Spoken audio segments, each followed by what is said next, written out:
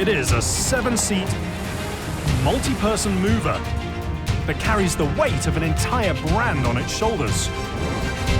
This vehicle is really important to Volkswagen. A machine that harkens back to one of the most iconic vehicles ever produced.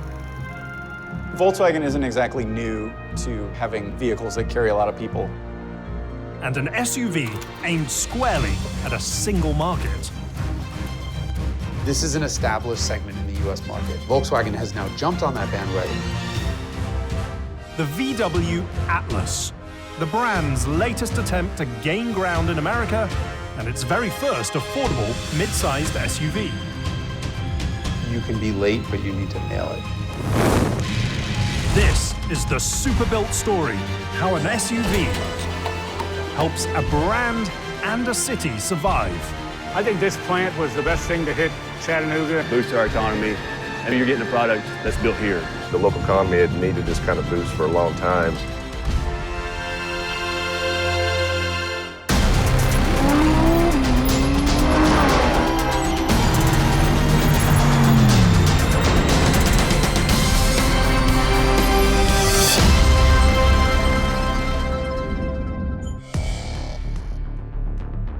It's a machine conceived in Germany, born in the USA, and built inside a state-of-the-art factory. So this is the very beginning. You can see behind me, it's an empty shell. It's really nothing. This is where it becomes interesting. Welcome to Volkswagen's Chattanooga, Tennessee assembly plant, a facility that builds 414 vehicles a day. It takes roughly 8 hours of production to get it from here, off of band section 7, fired up as a new vehicle to go to a customer. 3,500 workers clock in over 2 shifts and manufacture a mixture of Passat sedans and Atlas SUVs. It's a very fast pace. It's an exciting thing. You get to see something built. I think manufacturing is fundamental to the American dream, and having an opportunity to create a great product and earn a living and support your family. Any manufacturing really is good manufacturing. We all read the news now, what we're trying to do to bring more manufacturing back, and this is what drives the entire country. For me, it's critical. Manufacturing is crucial to the country, yet perhaps more important to the local economy. A lot of businesses have come and gone, but now it seems a lot more sustained. More just keep coming here. If you can manufacture a product like this, that's just saying that we have the know-how, we have the capability, we have the drive to do this successfully and compete with the rest of the world. To compete on a global scale, the team must build a great machine and also craft a brand new culture. The Chattanooga plant is less than a decade old. This is the first generation of Volkswagen employees really in this Chattanooga area. We had brand new workforce. Some people never even knew how to build a car. We had to teach them how to hold the tools, fundamental skills, how to pick the right parts out the bin, so a lot of training.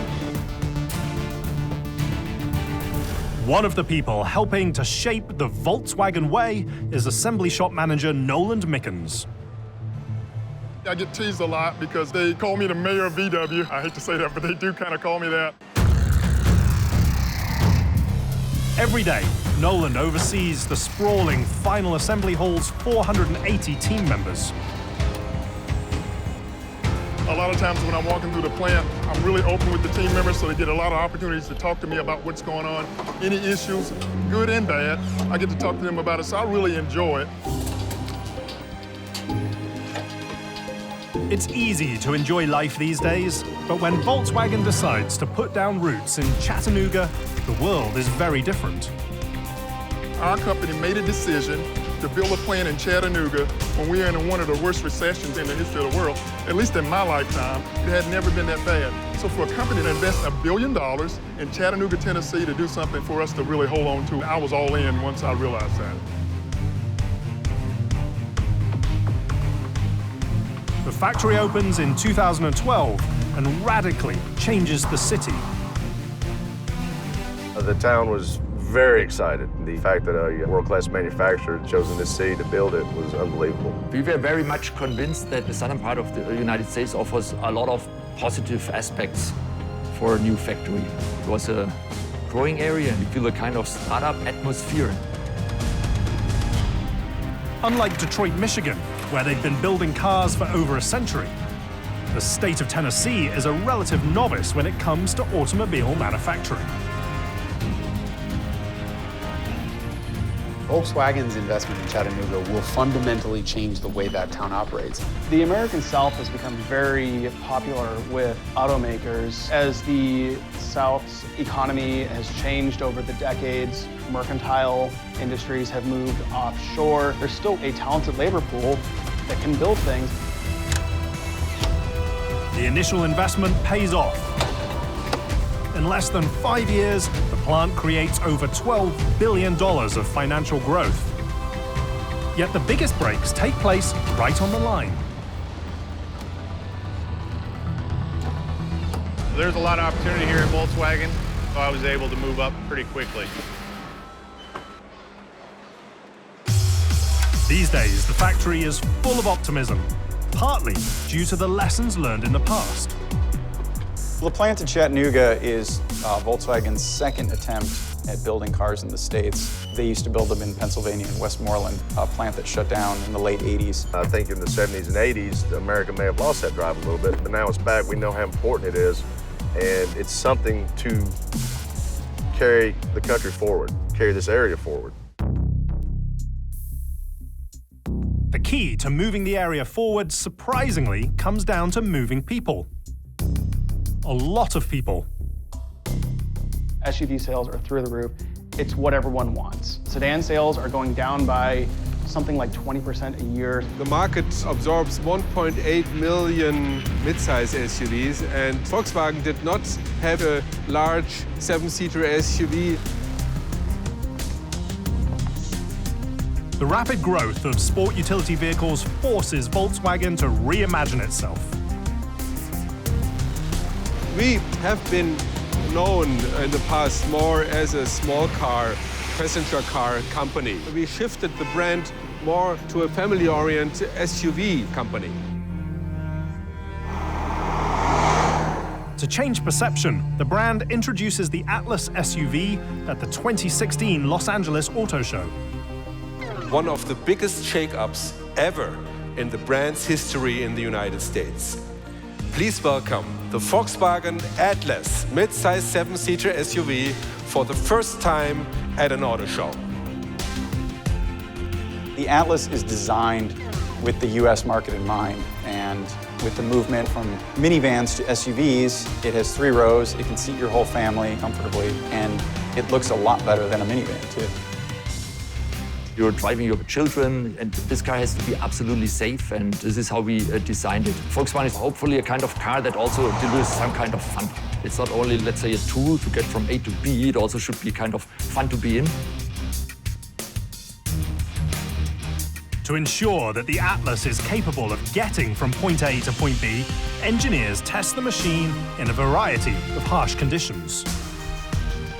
We did tons of real-world testing, driving them on the road to shake them down for any undesirable noises, powertrain behaviors. We did a lot of calibrating the transmissions to the engines.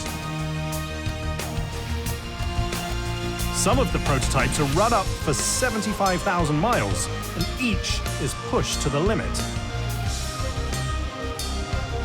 There are high-temperature testings that are done in 150 degrees. There's also cold weather testing. I think some of the temperatures got down to around negative 35 degrees Fahrenheit. When the Atlas enters production, it becomes VW's largest machine ever built for the US market. Yet it will never be its most famous multi-person mover.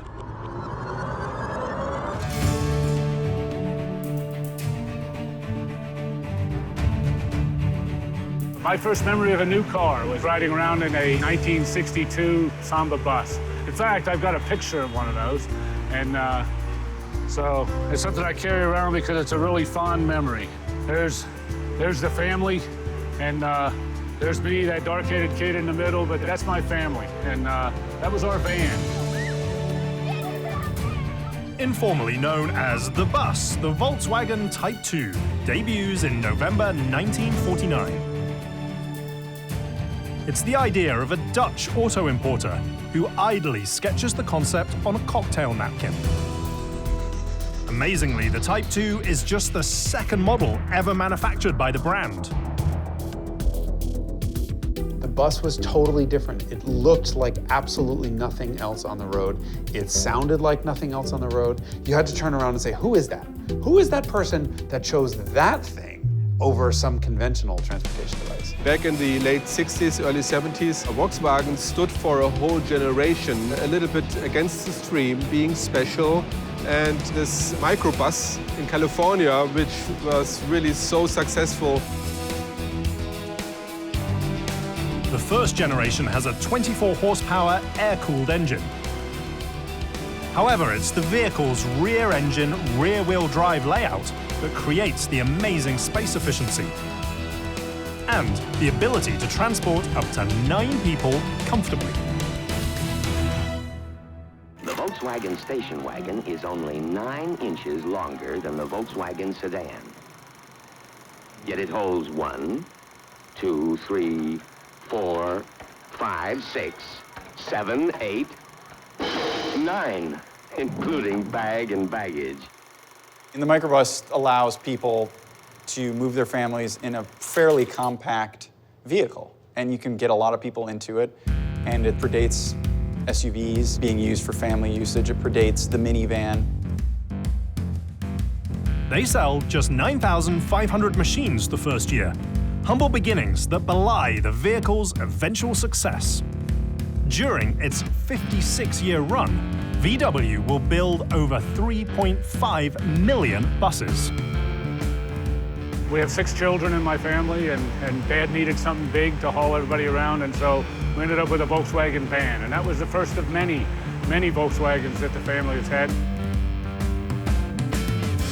Perhaps even more importantly, the machine becomes an iconic fixture of the 60s hippie revolution and the 70s surf scene. Well, the Microbus was sort of right place, right time. The great thing about the Microbus is that it could be anything to anyone. It was the SUV, but cheaper. And that was a big part of Volkswagen's early appeal, is they made very affordable cars. These days, people have shifted away from vans and minivans, and they're more interested in SUVs. And whether it's because they need the capability or they like sitting up high, whatever the reason is, that's where the market is now. A market that Volkswagen is clearly targeting with their all-new 7-seat Atlas. The question is whether or not they're too late.